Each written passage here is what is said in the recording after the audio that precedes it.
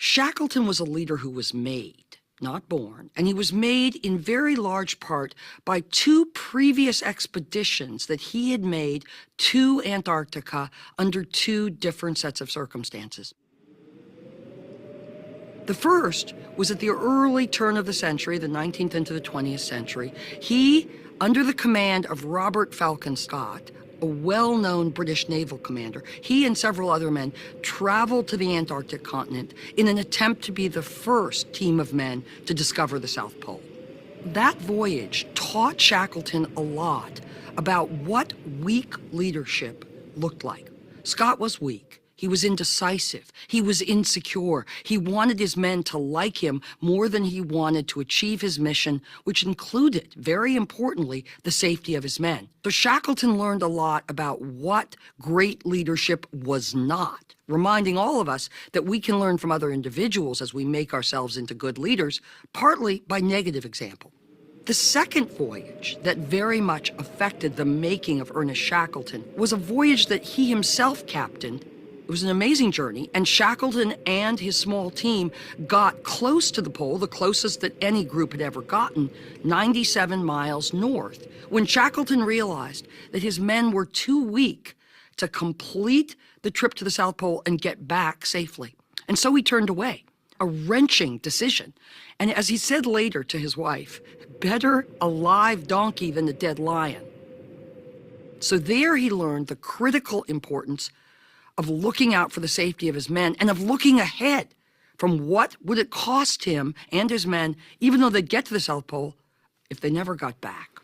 Shackleton's most famous expedition, and the one we're going to concentrate on now, is the Endurance expedition, which began in August 1914 when the team left London for the Antarctic continent. On their way to the Antarctic continent, Shackleton and his men sail into an island for their last outpost. It's called South Georgia, deep in the South Atlantic. The whalers and sailors there warn him that the icebergs are unusually far north this year, and that if he and his men sail south, they may face danger and hazards as a result of a sea that is literally ridden with ice floes. Shackleton makes the decision almost immediately to sail on despite the risk.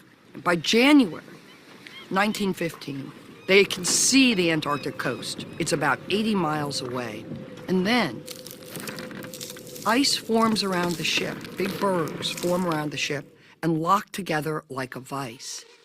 And the Endurance and its 28 inhabitants is absolutely stuck.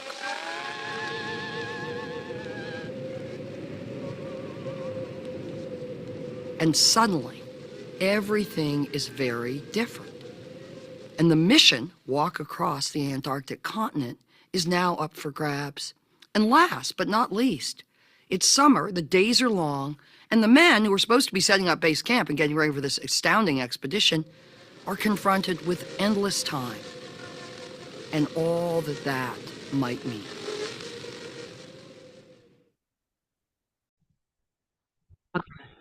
It's interesting to note that he focused a huge amount of his attention as the leader on affecting the engagement, the outlook, and the cohesion of his team. He immediately set about putting together a whole host of activities and, in some cases, precedents for his men to follow in now these very changed circumstances in which it looked like the mission of the expedition was now called into question, or maybe even over. First, he ordered that every man come together for an hour after dinner in the stateroom to socialize. Talk, play games, compare notes, engage in theatricals. They were going to come together and they were going to enjoy each other's company, and they were not going to be off alone in their bunks thinking about how miserable their situation was. One day he decided to have a waltzing contest on the ice, and he was the lead-off dancer. And there was a wonderful afternoon of rating the waltzing skills of his men. He had dog races across the ice. He was constantly thinking about how to keep his men engaged, focused on the positive, and working together.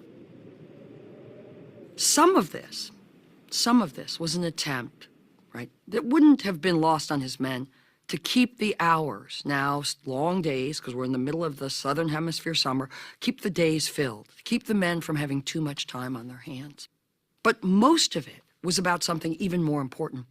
It was about what Shackleton referred to during the expedition as creating mental medicine, cohesion, things he could do or order his men to do that would make them feel like they were doing productive, enjoyable, upward-looking things with their time and their abilities. And he used that image over and over and over as a critical resource in leading and managing the 27 men that were his team. The real point is that mental medicine, managing the energy and outlook and engagement, and particularly the cohesion of your team, is at least as valuable, and perhaps more valuable, than any other resource that a leader has. In Shackleton's case, it was more valuable than the food supply. It was more important to his team's survival and success than the temperatures on the ice and then the oncoming specter of the Antarctic winter. How do we know that? How can we know that about our own leadership today? We know that because when we stop to consider what happens if the leader does not pay careful, consistent attention to the energy of his men, of his women, of his team, it is inevitable that a downward spiral sets in. Ennui, which could easily have become the weather front over these men in these circumstances, can become boredom. Boredom can become disbelief and despair. Despair and dissension can easily then, in high-stakes situations, become death.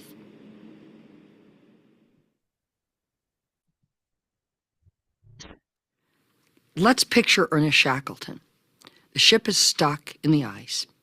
Outwardly, we can see that he's confident, sanguine, interested in each man, intensely engaged in the work of managing his team's energy. Inwardly, he is increasingly concerned for the ship's survival amid the ice floes.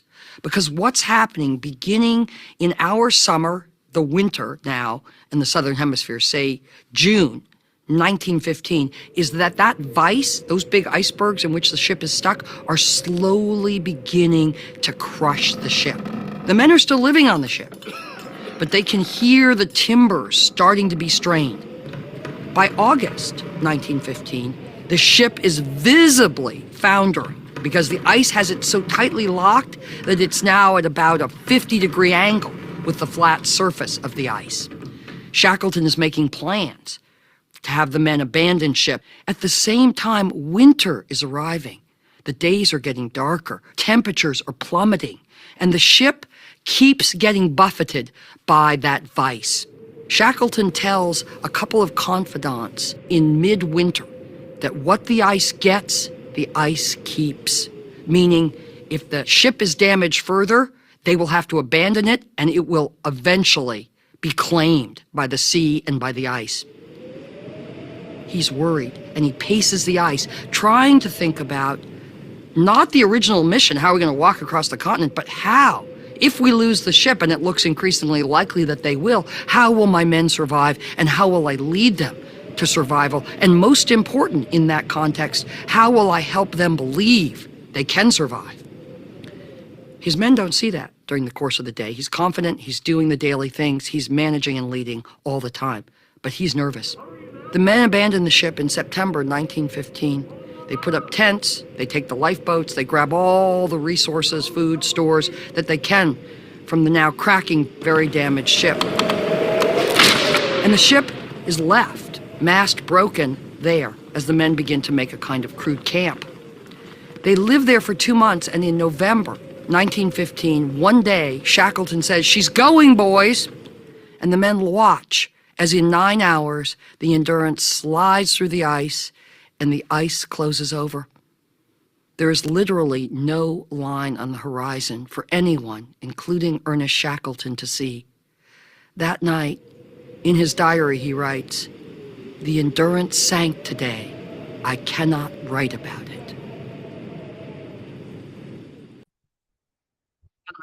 In the wake of the Endurance sliding through the ice and disappearing from view, Shackleton has a critical realization that he holds to for a great length of time. And that is that his mission and the mission of his team has fundamentally changed. And what that means is that he must change his leadership. He must grow into the leader capable of dealing now with this much worse crisis. He writes in his diary that a man must shape himself to a new mark the minute the old one goes aground. Think about what he's saying. He's saying, the finish line has changed. The goalposts are different. I've got to raise my game and develop the kind of leadership that is required to meet these new increasing challenges. Shackleton also understands, very much in relation to this, what all leaders need to come to know, which is that in order to do that, he has to keep meeting with himself about how he's going to do this.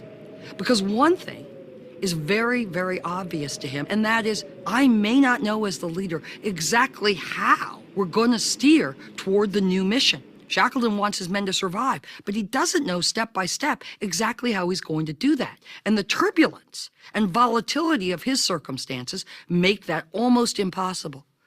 So what does that mean for his meetings with himself, for his making of himself into a new, even stronger, more resilient, more capable leader? It means that he has to be committed to the idea, to the notion that his leadership and management will involve constant adaptation, suppleness, improvisation, flexibility.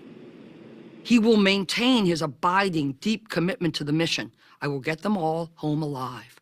But how he does that, moment by moment, day by day, in the short run, in the longer run, will have a lot of flexibility and adaptability. The second thing that he understands, critical to accomplishing his mission, I will bring them all home alive, is he has to convince the crew that individually and collectively they can do that. And that they, under his guidance, under his orders, under his leadership, are going to do that. He has to maintain the credibility of the mission with his men.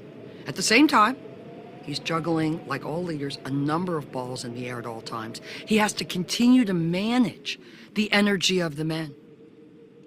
And that means something very interesting, as it does for all teams in the context of turbulence.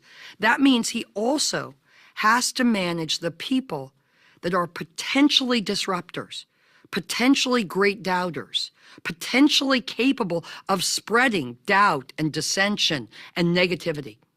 And Shackleton takes up this challenge with great commitment and great execution. And what he does is, at its simplest, most fundamental level, is back to the old adage, keep your friends close and your enemies closer. So Shackleton does something right away after the ship goes down. He brings all the men, he thinks, 4 of them, that are doubting Thomases, disruptors, dissenters, into his tent, so they will share his tent with them. He takes very special care to keep them on board. He keeps a close eye on them, because what he does not want, what he cannot have, and all leaders understand this with a big mission, he cannot have those doubters, those disruptors, spreading the negativity and doubt and dissension that they themselves feel. So, managing group and individual energy has an additional piece to it.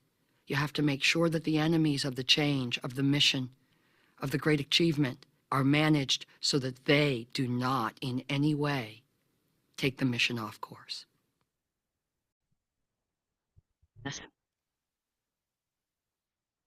This is a fascinating story of leadership in crisis, and there are at least 4 leadership lessons we can take away.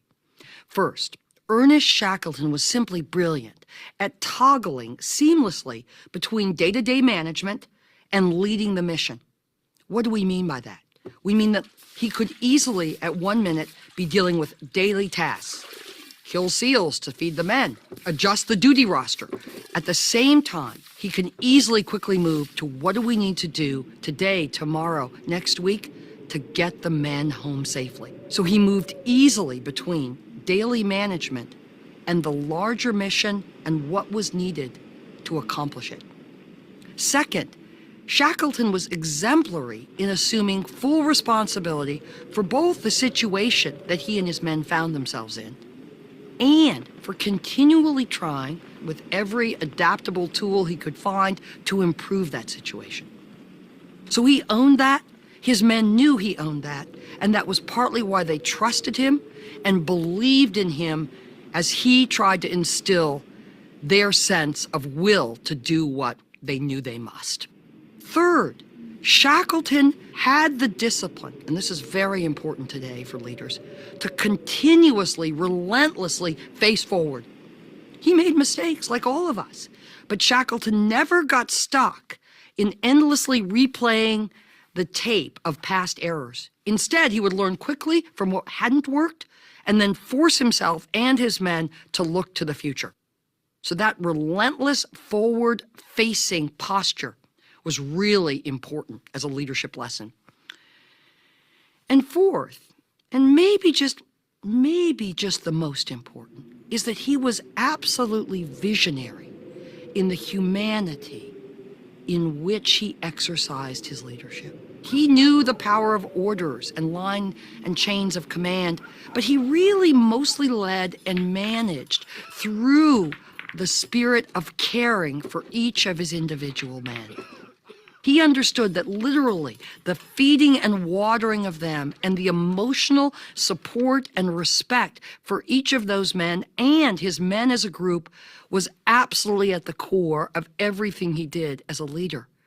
And so his men knew that he had that he was caring of them, that they mattered to him, and that was also critical in their being able to find the will to basically make the impossible possible here. This story, which is so very, very interesting, so compelling in our time, is really just one facet of a very rich history that contains all kinds of great ideas for here and now, and each of us trying to lead ourselves and our teams and our people in an ever-changing world.